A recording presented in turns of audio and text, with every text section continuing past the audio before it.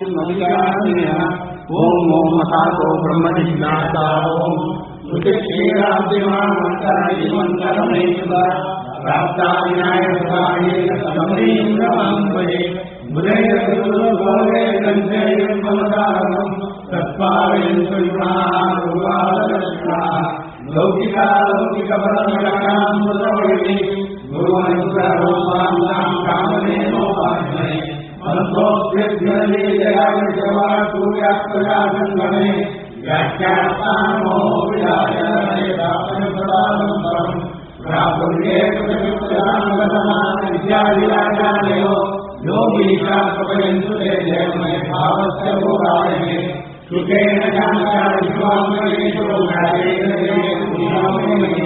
मनोनित्यामतारिवचारभूतमख्यं सवर्णमामि आरूढस्तादायेन्द्रपदवीन्द्रपादवारामहे तत्प्रज्ञानपदप्रदायतामद्वैतविद्धम्यः प्रौढास्तेव जनेश्वरुच्यजनेश्वरं जीवयन्मोदये सत्यज्ञानविवेकदरीपदे प्रावोषद्योतिकं न्यायसुधावाक्यार्थचन्द्रिकाम् रक्ष्यप्रश्नगुरुसज्जा प्रज्ञां वेदान्तिं सदा बन्धुत्वं गुरुविष्टये तत्पादमङ्गेयं प्राप्तमां परिवारयेष्वं न्यायेन बन्धाञ्जलि निमित्तं मत्पुरमोक्षितयोगुणमात्मना प्रत्याभिष्णगोपरं निष्पायने दर्शति प्रत्याभिष्णकः भक्तान् पञ्चाशद्वर्षपूजकान् सत्यप्रमोदशीलायान् मोहिन्यायसारताम्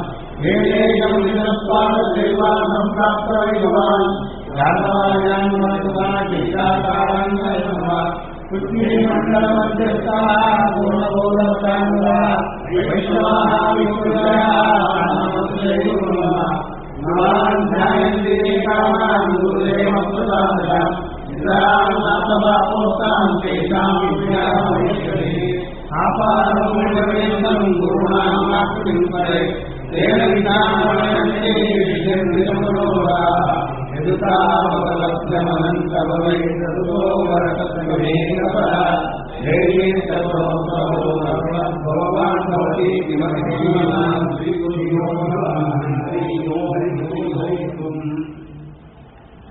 ಆಕಾಶ ಇದು ಅವರ ಮತ ಪ್ರಕಾರ ಅಭಾವ ರೂಪ. ಮೂರ್ತಾಭಾವನೆ ಆಕಾಶವೇ ಹೊರತಾಗಿ ಆಕಾಶ ಅನ್ನುವ ಒಂದು ಸತ್ತಾದ ಪದಾರ್ಥವೇ ಇಲ್ಲ. ಆಕಾಶ ಅನ್ನುವ ಸತ್ತಾದ ಪದಾರ್ಥ ಇದ್ರೆ ಆಕಾಶ ಹೇಗೆ ಸ್ಥಾಯಿಯೋ ಹಾಗೆ ಜಗತ್ತು ಸ್ಥಾಯಿ ಅಂತ ಆಕಾಶವನ್ನ ದೃಷ್ಟಾಂತವನ್ನ ಕೊಟ್ಟು ನೀವು ಅನುಮಾನವನ್ನ ಮಾಡಬಹುದು. ಆದರೆ ಆಕಾಶಕ್ಕೆ ಸತ್ವವೇ ಇಲ್ಲ. ಯಾಕಿಲ್ಲ ಅಂದರೆ ಅದು ಭಾವರೂಪ ಅಲ್ಲ, ಅಭಾವರೂಪ ಅಂತ ಹೇಳಿದರು.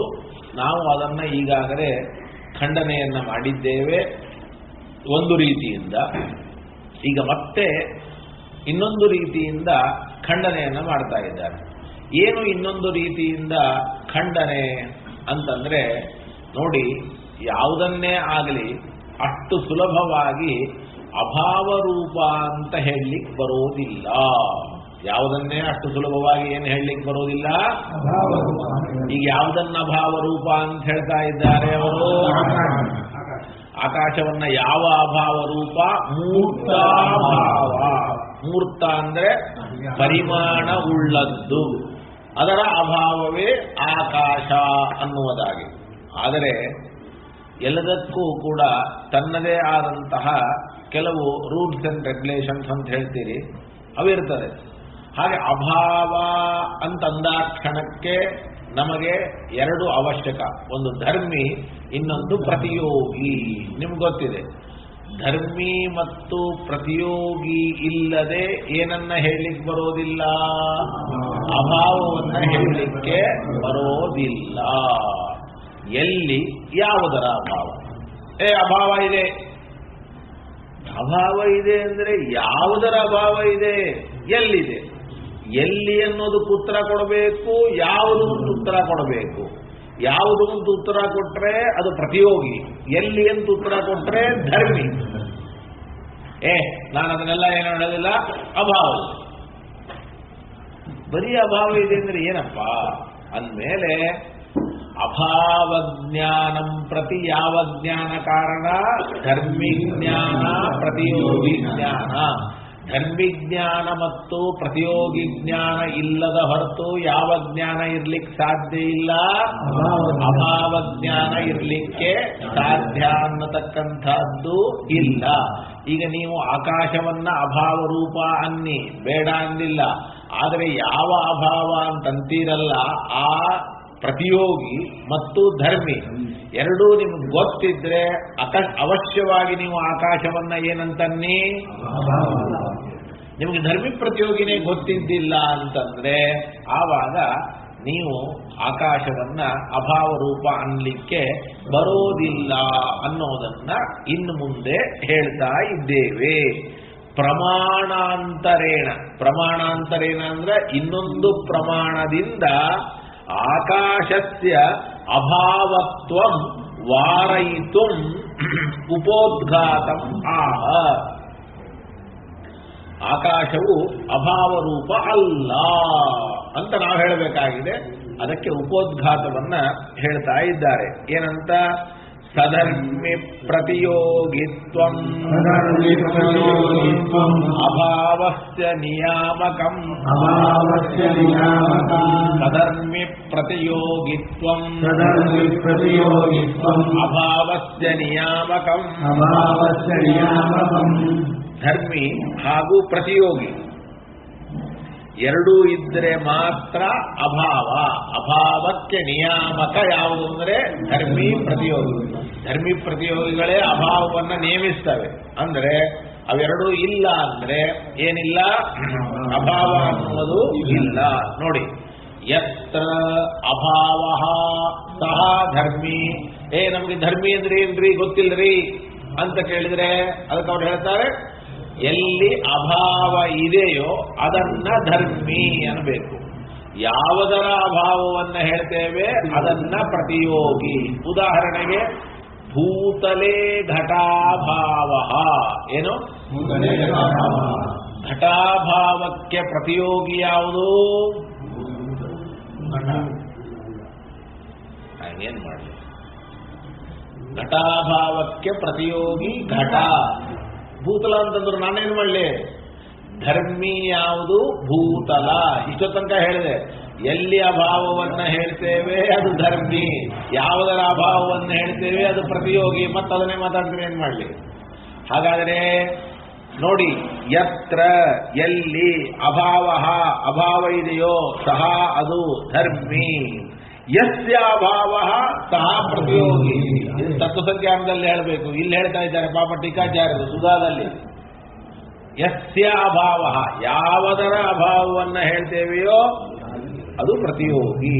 ತದುಭಯವತ್ವಂ ಅಭಾವಸ್ಯ ನಿಯಾಮಕಂ ವ್ಯಾಪಕಂ. ನಿಯಾಮಕ ಅನ್ನೋ ಶಬ್ದಕ್ಕೆ ವ್ಯಾಪಕ.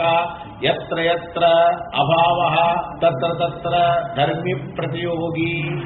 ಯತ್ರ ಯತ್ರ ಧರ್ಮಿ ಪ್ರತಿಯೋಗಿ ತತ್ರ ತತ್ರ ಅಭಾವ. ಅಭಾವವನ್ನು ಬಿಟ್ಟು ಧರ್ಮಿ ಪ್ರತಿಯೋಗಿ ಇರೋದಿಲ್ಲ. ಧರ್ಮಿ ಪ್ರತಿಯೋಗಿಯನ್ನ ಬಿಟ್ಟು ಅಭಾವ ಅಂತನ್ನತಕ್ಕಂಥದ್ದು ಇರೋದಿಲ್ಲ. ಅದಕ್ಕೆ ಹೇಳಿದರು, ಯಹ ಅಭಾವ, ಯಾವ ಅಭಾವ ಇದೆಯೋ ಸಹ ಸರ್ವೋಪಿ, ಆ ಎಲ್ಲ ಅಭಾವವೂ ಕೂಡ ಏನಾಗಿರುತ್ತೆ? ಧರ್ಮಿ ಪ್ರತಿಯೋಗಿ ಸಹಿತ ಏವ. ಧರ್ಮಿ ಪ್ರತಿಯೋಗಿಯಿಂದ ಕೂಡಿರ್ತದೆ ಹೊರತಾಗಿ ಬರೀ ಅಭಾವ ಬೋಳ್ ಅಂತೀವಲ್ಲ ನಾವು, ಹಾಗೇನೂ ಇಲ್ಲ ಅಂತ ಅನ್ಲಿಕ್ಕೆ ಬರೋದಿಲ್ಲ.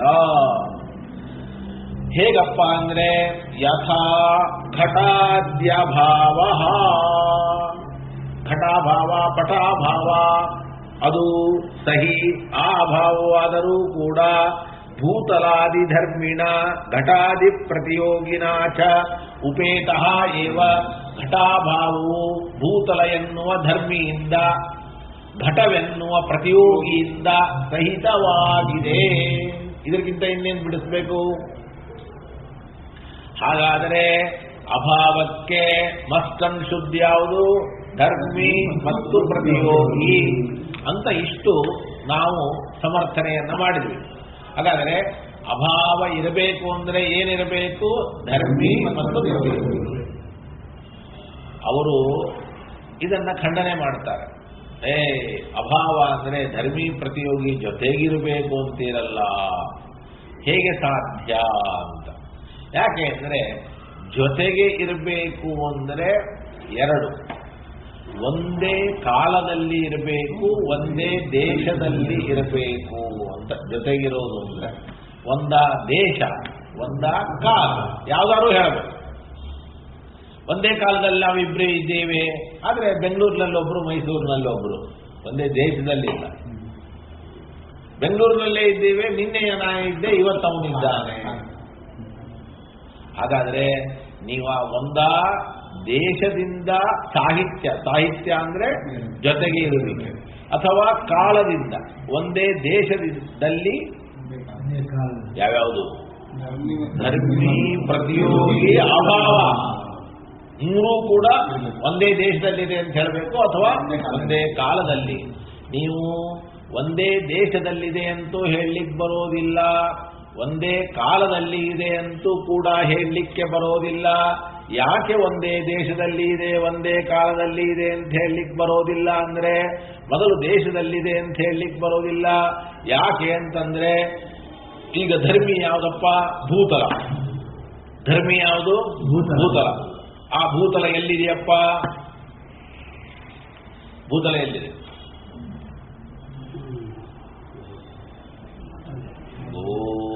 ಎಲ್ಲ ಎಲ್ಲಿದೆ?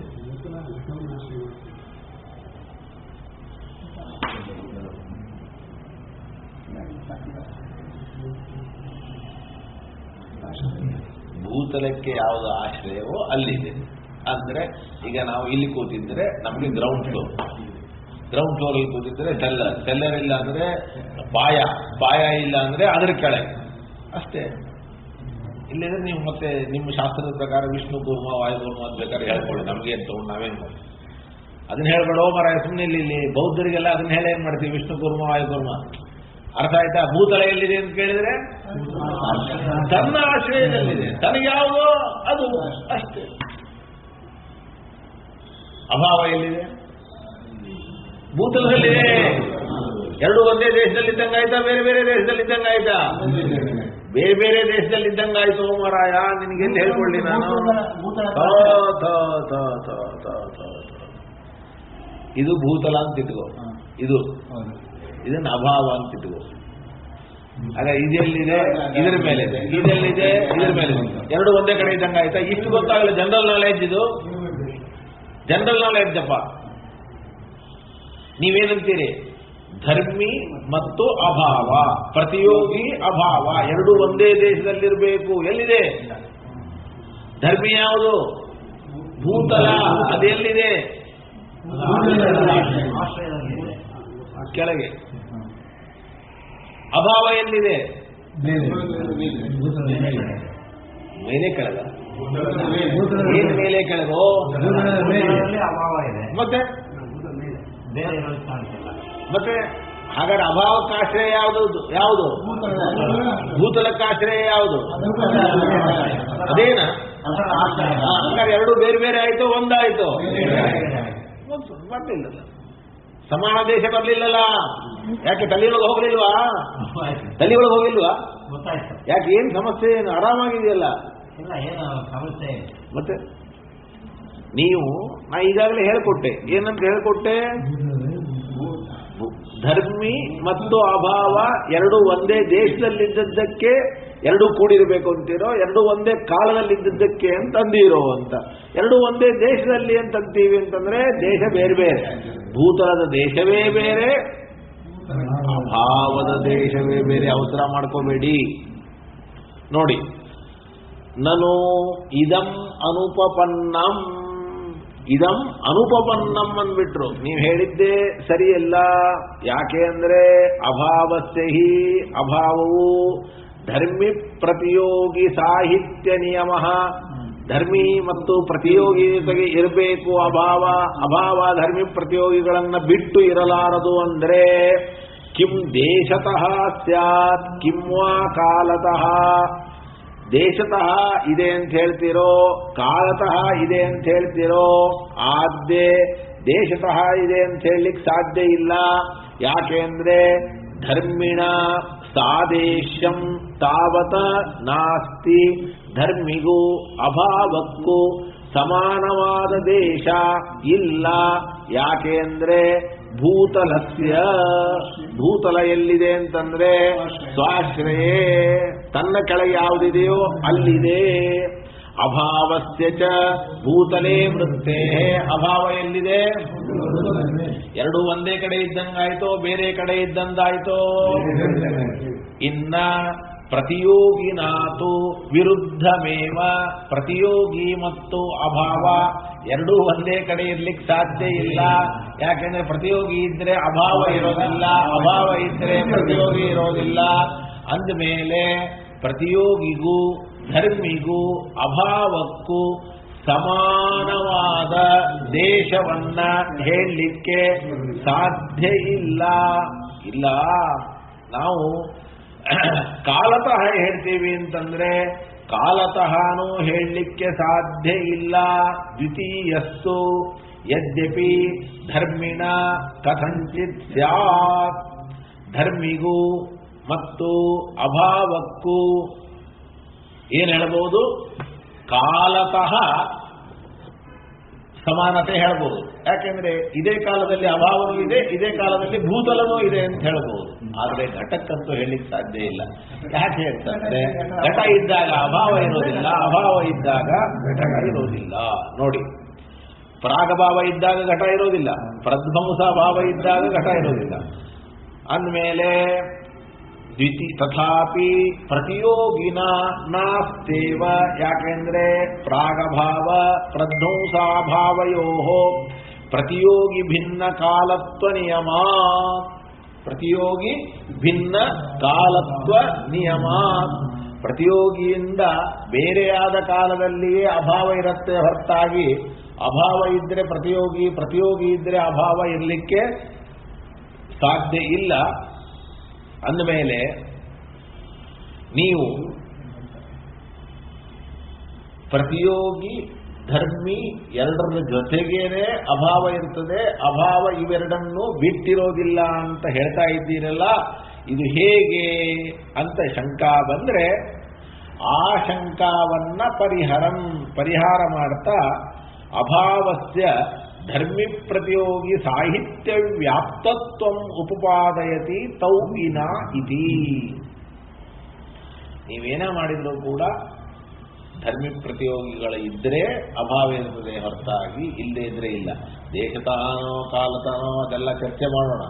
ಅಂತೂ ಧರ್ಮಿ ಪ್ರತಿಯೋಗಿಗಳನ್ನ ಬಿಟ್ಟು ಏನಿರ್ಲಿಕ್ಕೆ ಸಾಧ್ಯ ಇಲ್ಲ. ತೌ ವಿನಾ ನಹ್ಯಭಾವಶ್ಚ ಕ್ವಚಿದೃಷ್ಟ ಕದಾಚನ. ತೌ ವಿನಾ ನಹ್ಯಭಾವಶ್ಚ ಕಶ್ಚಿದೃಷ್ಟ ಕದಾಚನ. ತೌ ವಿನಾ, ತೌ ಅಂದ್ರೆ ಅವೆರಡನ್ನ ಬಿಟ್ಟು. ಯಾವೆರಡನ್ನ ಬಿಟ್ಟು? ಪ್ರತಿಯೋಗಿ ಮತ್ತು ಧರ್ಮಿಯನ್ನ ಬಿಟ್ಟು ಅಭಾವ ಇದ್ದದ್ದು ನಮಗೆ ಎಲ್ಲೆಲ್ಲಿಯೂ ಕೂಡ ಕಂಡಿಲ್ಲ. ಎಲ್ಲೂ ಕಂಡಿಲ್ಲ, ಯಾವ ದೇಶದಲ್ಲಿಯೂ ಕಂಡಿಲ್ಲ, ಯಾವ ಕಾಲದಲ್ಲಿಯೂ ಕಂಡಿಲ್ಲ. ಅತ್ರ ದೃಷ್ಟ, ಅನುವ್ಯಾಖ್ಯಾನದಲ್ಲಿ ದೃಷ್ಟ ಅಂತಿದೆ. ದೃಷ್ಟ ಇತಿ ಪ್ರಕರಣ ತೌ ವಿನಾ ಇತಿ ತಜ್ಞಾನಂ ವಿನಾ ಇತ್ಯರ್ಥ. ಅದಕ್ಕೆ ನಾವು ಹೇಳ್ತೀವಿ, ನೋಡಪ್ಪ, ಧರ್ಮಿ ಪ್ರತಿಯೋಗಿಗಳ ಇರಬೇಕು ಅಂದ್ರೆ ಧರ್ಮಿ ಪ್ರತಿಯೋಗಿಗಳ ಜ್ಞಾನ ಇರಬೇಕು ಅಂತ ಅರ್ಥ. ಧರ್ಮಿ ಪ್ರತಿಯೋಗಿಗಳೇ ಇರಬೇಕು ಅಂತ ಅರ್ಥ ಅಲ್ಲ. ನೀನು ಸರಿಯಾಗಿ ಅರ್ಥ ಮಾಡಿಕೊಂಡಿಲ್ಲ.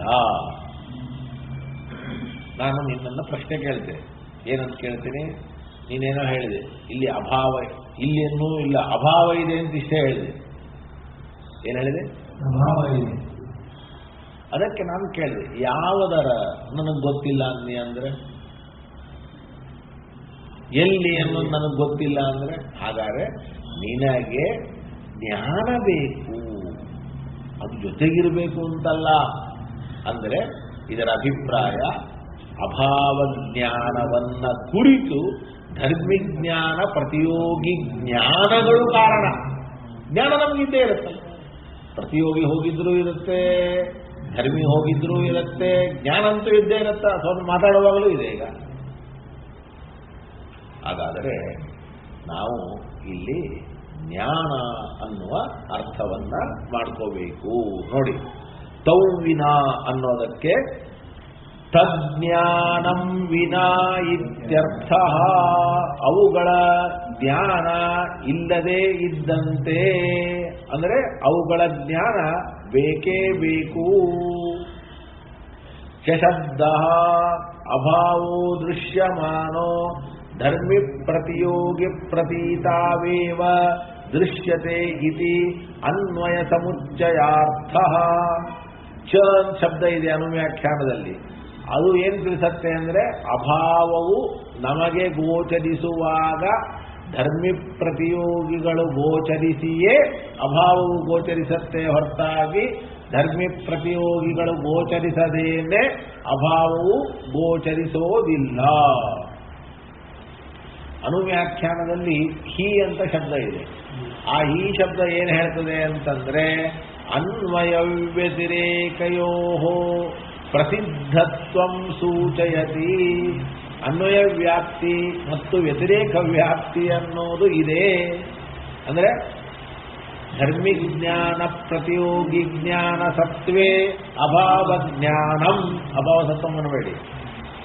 ಧರ್ಮಿಜ್ಞಾನ ಪ್ರತಿಯೋಗಿ ಜ್ಞಾನಾಭಾವೇ ಅಭಾವ ಜ್ಞಾನಾಭಾವ. ತತ್ಸತ್ವೇ ತತ್ಸತ್ವಂ, ತದಭಾವೇ ತದಭಾವ. ದಂಡಸತ್ವೇ ಘಟಸತ್ವಂ, ದಂಡಾಭಾವೇ. ಹಂಗಿದ್ದಂಗೆ ಧರ್ಮಿ ಪ್ರತಿಯೋಗಿ ಜ್ಞಾನ ಇದ್ರೆ ಅಭಾವ ಜ್ಞಾನ ಇರುತ್ತೆ. ಧರ್ಮಿ ಪ್ರತಿಯೋಗಿ ಜ್ಞಾನ ಇದ್ದಿದ್ದಿಲ್ಲ ಅಂದ್ರೆ ಅಭಾವ ಜ್ಞಾನ ಇರೋದಿಲ್ಲ. ಏನೋ ಏನು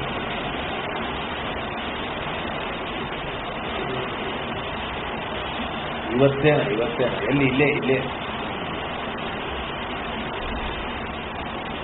ಜಾಸ್ತಿ ಆಗತ್ತಲ್ಲ. ಅಲ್ಲಿ ಯಾಕೆ ಮಾಡಿದ್ದೀನಿ, ಸಿಕ್ಕಾಪಟ್ಟೆ ಮಾಡ್ತಾವ ಅವರು ಚಾರ್ಜ್. ಸುಮ್ಮನೆ ಮಾಡ್ತಾರೆ ನೋಡು. ಆಗ್ಲಾಗಲಿ, ಒಳ್ಳೇದಾಗಲಿ.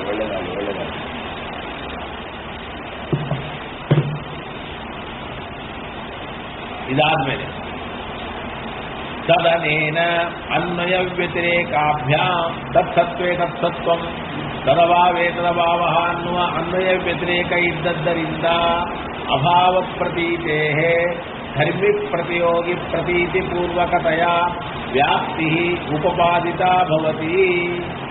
ಧರ್ಮಿಜ್ಞಾನ ಪ್ರತಿಯೋಗಿ ಜ್ಞಾನಗಳಿದ್ದರೆ ಅಭಾವ ಜ್ಞಾನ, ಇಲ್ಲದೇ ಇದ್ರೆ ಇಲ್ಲ. ಯದ್ವಾ ತೌ ಇತ್ಯನೇನ ಜ್ಞಾನಂ ಉಪಲಕ್ಷಣೀಯಂ. ತೌ ಅನ್ನೋದಕ್ಕೆ ಧರ್ಮಿ ಪ್ರತಿಯೋಗಿಗಳು ಅಲ್ಲ, ಧರ್ಮಿ ಪ್ರತಿಯೋಗಿಗಳ ಜ್ಞಾನ ಅರ್ಥ. ಅಭಾವ ಪ್ರತೀಯಮಾನ ಧರ್ಮಿ ಪ್ರತಿಯೋಗಿ ಘಟಿತಃ ಏವ. ಅಭಾವವು ನಮಗೆ ತೋರ್ಬೇಕಾದ್ರೆ ಬರೀ ಅಭಾವ ಅಂತ ತೋರೋದೇ ಇಲ್ಲ, ಧರ್ಮಿ ಪ್ರತಿಯೋಗಿಗಳಿಂದ ಸಹಿತವಾಗಿಯೇ ತೋರುತ್ತದೆ. ಹೇಗಪ್ಪ ಅಂದ್ರೆ, ನಾವು ನಾಸ್ತಿ ಯಾರು ಕೇಳ್ತಾರೆ, ಅಸ್ತ್ರ ಇದಂ ನಾಸ್ತಿ ಅನ್ಬೇಕು. ಏನನ್ಬೇಕು? ಬರೀ ನಾಸ್ತಿ ಅಂದ್ರೆ ಇಷ್ಟೆಲ್ಲ ಯಾಕೆ ಹೇಳ್ತಾ ಇದ್ದಾರೆ?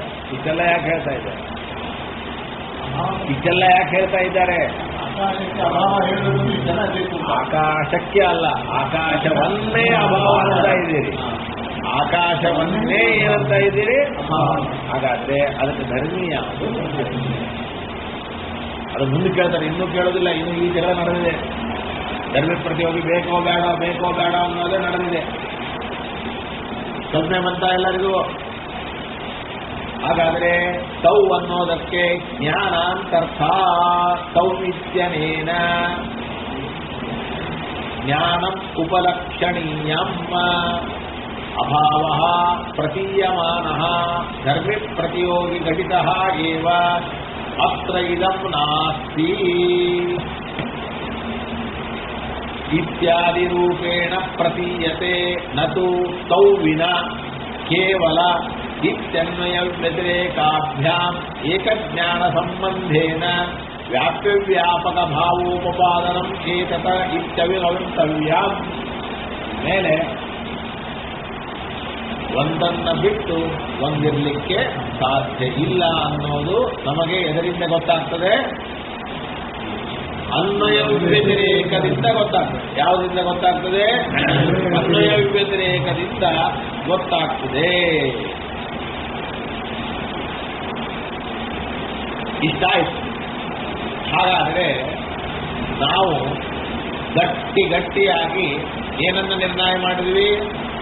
ಅಭಾವಜ್ಞಾನ ಪ್ರತಿ ಧರ್ಮಿಜ್ಞಾನ ಮತ್ತು ಪ್ರತಿಯೋಗಿ ಜ್ಞಾನ ಕಾರಣ. ಧರ್ಮಿಜ್ಞಾನ ಪ್ರತಿಯೋಗಿ ಜ್ಞಾನ ಇಲ್ಲದೇನೆ ಏನ್ ಬರ್ಲಿಕ್ಕೆ ಸಾಧ್ಯ ಇಲ್ಲ.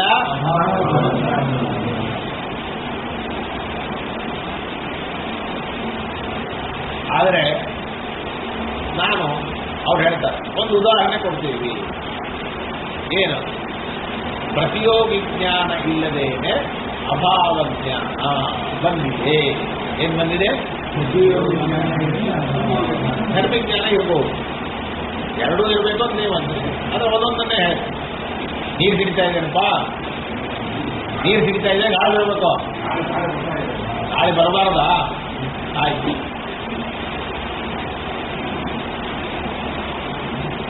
ಏನ್ ಗೊತ್ತಾಯ್ತಾ? ಏನ್ ಹೇಳಿ? ಒಂದಿದ್ದೇನಲ್ಲ, ಎರಡೂ ಇರಲೇಬೇಕು. ನಾ ಹೇಳ್ತೇನೆ ಏನಂತ? ಪ್ರತಿಯೋಗಿ ಜ್ಞಾನ ಇಲ್ಲದೇನೆ ಅಭಾವ ಜ್ಞಾನ ಬಂದಿದೆ. ಹೇಗಪ್ಪ ಅಂದ್ರೆ, ಒಬ್ಬ ವ್ಯಕ್ತಿ ದಿವಸ ರಾಜನ ಮನೆಗೆ ಹೋಗ್ತಾ ಇದ್ದ. ಒಬ್ಬ ವ್ಯಕ್ತಿ ಏನ್ ಮಾಡ್ತಾ ಇದ್ದ? ದಿವಸ ರಾಜನ ಮನೆಗೆ ಹೋಗ್ತಾ ಇದ್ದ. ರಾಜನ ಮನೆಗೆ ಹೋದಾಗ ಎಡಗಡೆ ಬಲಗಡೆ ಎಲ್ಲ ಆನೆ ಮತ್ತೆ ಕುದುರೆಗಳನ್ನೆಲ್ಲ ಕಟ್ಟಿರ್ತಾರೆ. ಆನೆ ಕುದುರೆಗಳನ್ನು ಅದನ್ನೆಲ್ಲ ನೋಡ್ಕೊಂಡೇ ಹೋಗ್ತಾ ಇದ್ದ. ಹೋಗೋದು ಬರೋದು, ಹೋಗೋದು ಬರೋದು. ಒಂದು ದಿವಸ ಹೋದ, ಸೀದಾ ಬಂದ. ಹೋಗಿದ್ದು ಬೆಳಿಗ್ಗೆ. ಸಾಯಂಕಾಲ ಇವನಿಗೆ ಏನಂತು? ಇವತ್ತಾನೇ ಇರಲಿಲ್ಲಲ್ಲ ಅಂದ್ಬಿಟ್ಟ.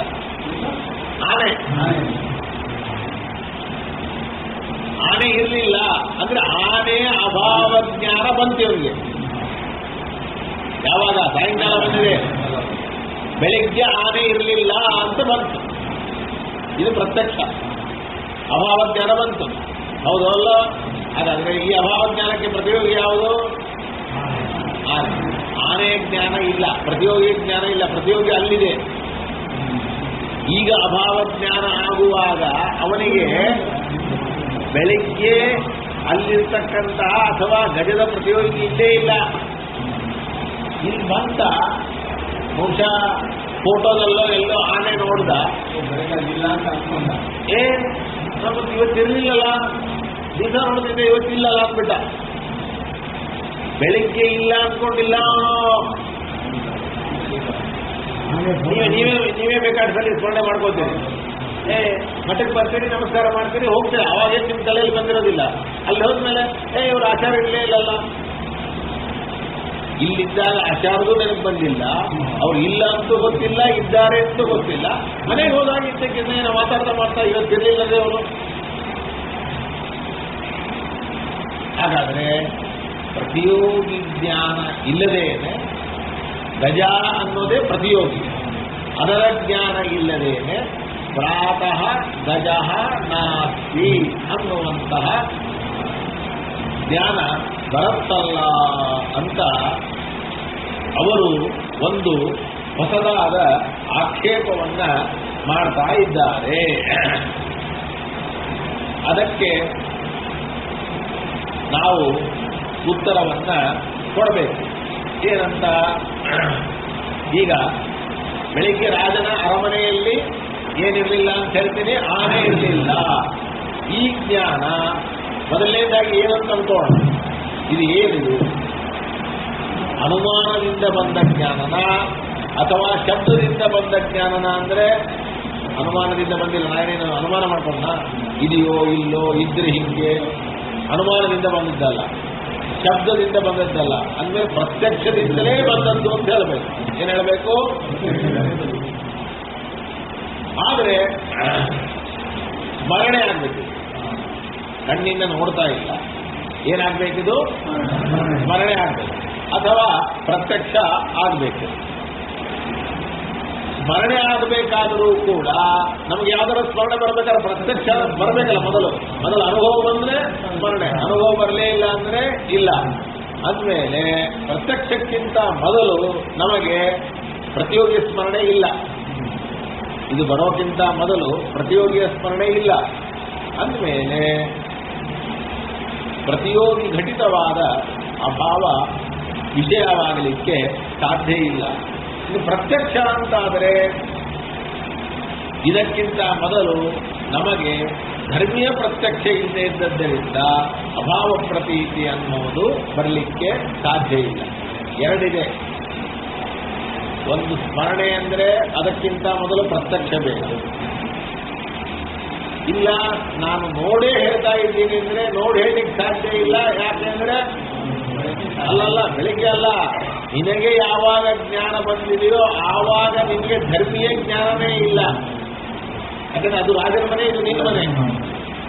ನಿನ್ನ ಮನೆಯಲ್ಲಿ ಇಲ್ಲ ಅಂತ ಹೇಳ್ತಾ ಇದ್ದೀವಿ, ಎಲ್ಲಿಲ್ಲ ಅಂತ ಹೇಳ್ತಾ ಇದ್ದೀವಿ? ರಾಜನ ಮನೆ. ಆ ರಾಜನ ಮನೆ ಪ್ರತ್ಯಕ್ಷನೇ ಇಲ್ಲ. ಅಂದಮೇಲೆ ಇದನ್ನ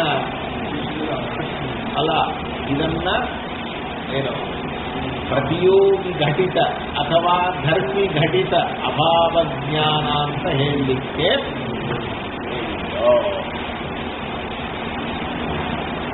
ಕಲ್ಪೆ ಬಂತಲ್ಲ ಎಲ್ಲರಿಗೂ? ಏನಪ್ಪ?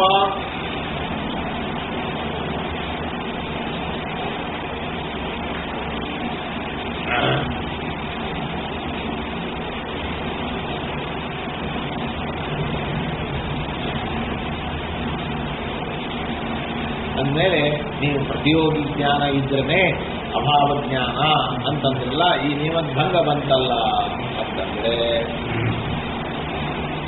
ನಮಗೆ ಹೇಳ್ತೀವಿ ಪ್ರತ್ಯಕ್ಷಾತ್ಮಕವಾದ ಜ್ಞಾನ ಬರೋದಕ್ಕೆ ಧರ್ಮೀಯ ಪ್ರತ್ಯಕ್ಷ ಬರಬೇಕು.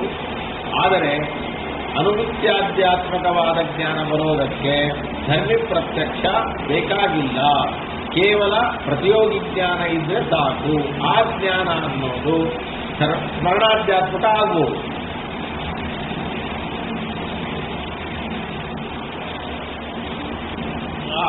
ಅವ್ರ ಮಗನೋ ಯಾರೋ ಕೇಳ್ತಾರೆ, ಏನಪ್ಪ ಅಪ್ಪ ನೀವು ಹೋಗಿದ್ದೆ ರಾಜನ ಮನೆಗೆ, ಆನೆ ಇತ್ತ? ಇರಲಿಲ್ಲ ಅಂತ. ಅಂದ್ರೆ ಆನೆ ಇತ್ತ ಅನ್ನುವ ಆನೆಯ ಪ್ರತಿಯೋಗಿ ಜ್ಞಾನ ಆದ ಮೇಲೆ ಅವನು ಇಲ್ಲ ಅಂದಿಲ್ಲ. ನೀವು ಹೋಗ್ತೀರಿ ಮನೆಗೆ, ನೀವು ಆಚಾರ್ಯ ಇದ್ರ ಅಲ್ಲಿ ಮಠದಲ್ಲಿ ಏನು ಕೇಳ್ತಾರೆ? ಇರ್ಲಿಲ್ಲ ಅಂತ ನೀವು ಉತ್ತರ ಕೊಡ್ತೀರಿ. ಹಾಗಾದ್ರೆ ಯಾವಾಗ ಉತ್ತರ ಕೊಟ್ಟರೆ ಆಚಾರ್ಯರು ಅನ್ನುವ ಜ್ಞಾನ ಆದ ಮೇಲೆ ಇಲ್ಲ ಅಂತ ಕೊಟ್ಟಿದೆ, ಅಲ್ಲಿ ತನಕ ಕೊಟ್ಟೇ ಇಲ್ಲ. ಇನ್ನು ಪ್ರತಿಯೊಂದು ಜ್ಞಾನ ಇದ್ದೇ ಇದೆ, ಬೇಕೇ ಬೇಕು.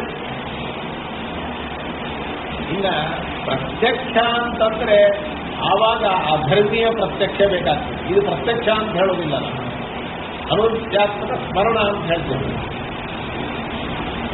ನೋಡಿ ಇಷ್ಟೇ, ಇದೆಲ್ಲ ಮುಂದಿದ್ದಿದೆ. ಪ್ರಾತಃ ಗಜಾದ್ಯಭಾವ ಜ್ಞಾನಂತೂ, ಪ್ರಾತಃ ಕಾಲದಲ್ಲಿ ಗಜ ಇರಲಿಲ್ಲ ಅರಮನೆಯಲ್ಲಿ ಅಂತ ಜ್ಞಾನ ಬಂತಲ್ಲ, ಇಂಥ ಅಭಾವ ಜ್ಞಾನ ಪ್ರತಿಯೋಗಿ ಜ್ಞಾನ ಇಲ್ಲದೆ ಬಂದಿದೆಯಲ್ಲ ಅಂತಂದ್ರೆ ಇದನ್ನ ನಾವು ಅನ್ಯಥಾ ಉಪಪಾದಯಿಷ್ಯಾಮಃ.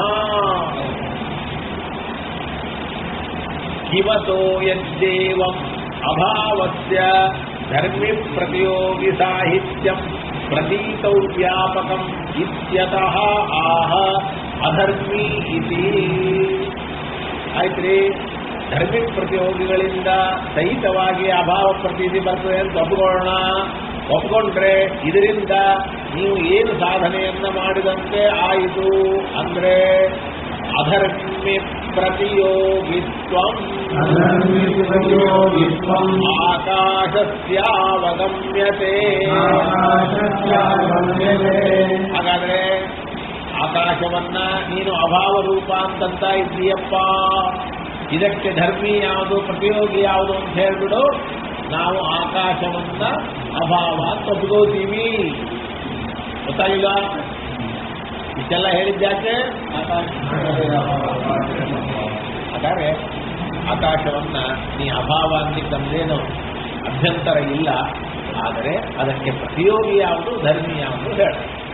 ಧರ್ಮಿ ಪ್ರತಿಯೋಗಿ ಹೇಳಿದ ಮೇಲೆ ಅಭಾವ ಜ್ಞಾನ ಅಂತ ಹೇಳಿದ್ರೆ ಒಪ್ಕೋತೀವಿ. ಅದನ್ನ ಹೇಳಲಿಕ್ಕೆ ಸಾಧ್ಯ ಅಂತನ್ನತಕ್ಕಂಥದ್ದು ಇಲ್ಲ.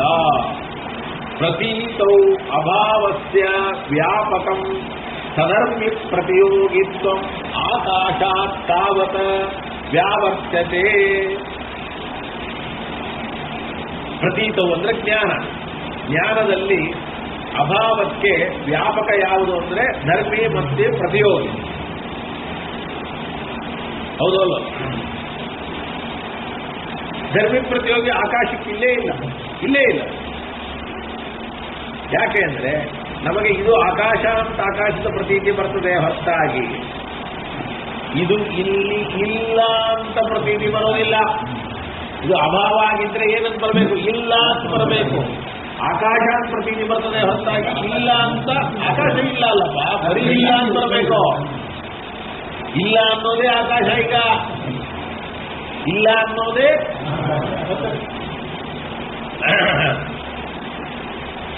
ಯಸ್ಮಾತ್ ಆಕಾಶ ಇತ್ಯೇವ ಅವಗಮ್ಯತೆ.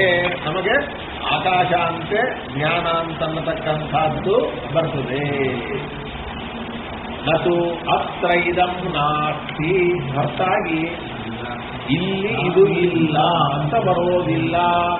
ಏವಪಿ ಚ ವಸ್ತುತೋ ಮೂರ್ತಾಭಾವಗೋಚರೈವ ಪ್ರತೀತಿ ಪ್ರಳಯಾದಿವತ ನೈವರ್ಜಿತ ಅಭಿಲಾಪ ಸಂಬಂಧಾತ್ ಅತಾದೃಶಿ ಇವ ಪ್ರಕಾಶತೆ ಇತಿ ಚೇನ್ನ.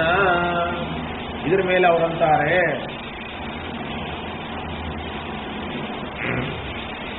ನೋಡ್ರಿ ನಿಮ್ಮ ಪ್ರಶ್ನೆ ಏನು?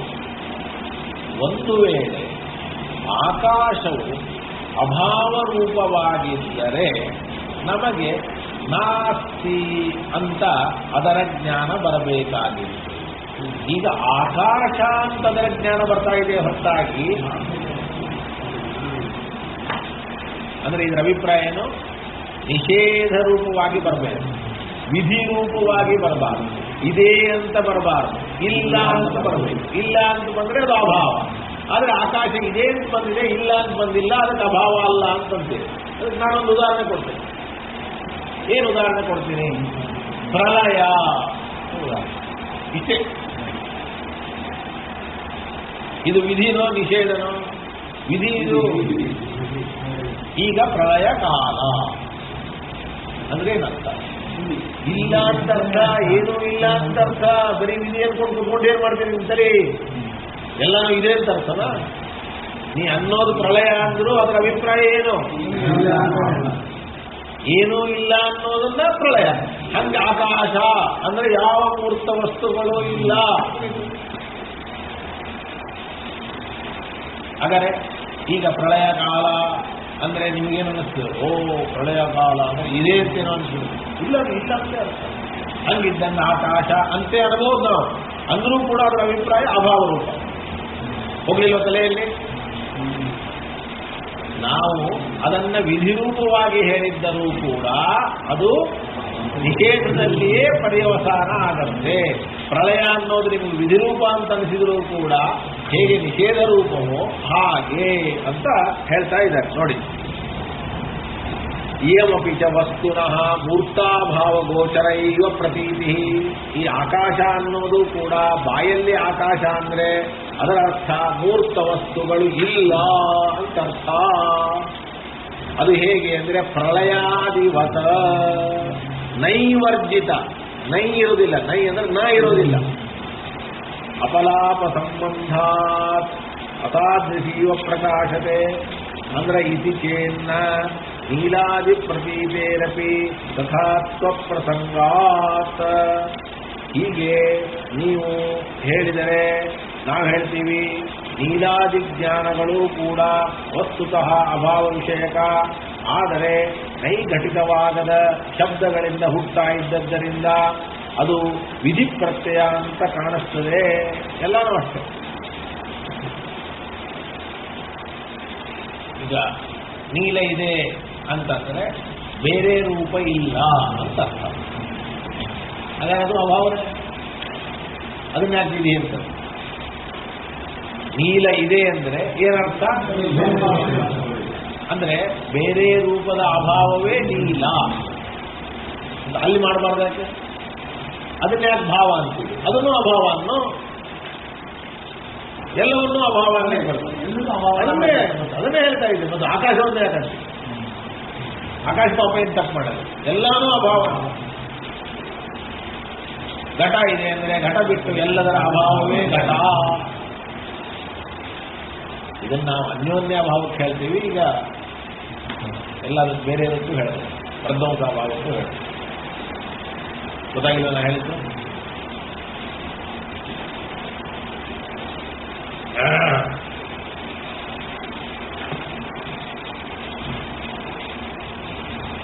ನೋಡಿ, ನೀಲಾದಿ ಪ್ರತೀತೇರಪಿ ತಥಾತ್ವ ಪ್ರಸಂಗ ಅನಾನುಭವಿಕತ್ವಸ್ಯ ಉಭಯತ್ರ ಸಾಮ್ಯ. ನಮ್ಮ ಅನುಭವಕ್ಕೆ ಬಂದಿಲ್ರಿ ಅಂದ್ರೆ ಆಕಾಶದ್ದು ನಮ್ಮ ಅನುಭವಕ್ಕೆ ಬಂದಿಲ್ಲ. ತಥಾಚ ಪರಸ್ಯಾಪಿ ಅಸಿದ್ಧ್ಯಾದ್ಯಾಪಾತಃ ವ್ಯಾಪಕ ನಿವೃತ್ತಿಯ ವ್ಯಾಪ್ತ ನಿವೃತ್ತಿ ಅವಶ್ಯಂ ಭಾವಿನಿ ಇತ್ಯಾಕಾಶಸ್ಯ ನ ಅಭಾವತ್ವಮಿತಿ. ಅಂದಮೇಲೆ ಧರ್ಮಿ ಪ್ರತಿಯೋಗಿಗಳು ಇದ್ದರೆ ಅಭಾವ, ಧರ್ಮಿ ಪ್ರತಿಯೋಗಿಗಳು ಇಲ್ಲದೆ ಇದ್ದರೆ ಅಭಾವ ಇಲ್ಲ, ಧರ್ಮಿ ಪ್ರತಿಯೋಗಿಗಳು ಇಲ್ಲ. ಆದ್ದರಿಂದ ಆಕಾಶವು ಅಭಾವ ರೂಪ ಅಲ್ಲ. ಅದಕ್ಕೆ ಅನುಮಾನ ಮಾಡ್ತಾರೆ. ಆಕಾಶ ನ ಅಭಾವ, ಆಕಾಶವು ಅಭಾವ ರೂಪ ಅಲ್ಲ. ಯಾಕೆಂದ್ರೆ ಧರ್ಮಿ ಪ್ರತಿಯೋಗಿನ ವಿನೈವ ಪ್ರತೀಯಮಾನತ್ವ. ಹೆಂಗಂದ್ರೆ ರೂಪ ಅವ್ರು ಯಾವುದನ್ನು ಹೋಗ್ತಾರೋ ಅದು ಭಾವ ಅಂತ. ಕಿಂಚ ಮೂರ್ತಾಭಾವಂ ಆಕಾಶಂ ವದತ ಯಹ ಧರ್ಮಿ ತಸ್ಯ ಉಚ್ಯತೆ ಸಯೇವ ಅಸ್ಮಾಕಂ ಆಕಾಶ ಇತಿ ನಾಮ್ನೈವ ವಿವಾದೋ ಅವಶಿಷ್ಯತೆ ವಕ್ಷತೆ ಏತದ ವಿಯದಧಿಕರಣೆ ಇತಿ.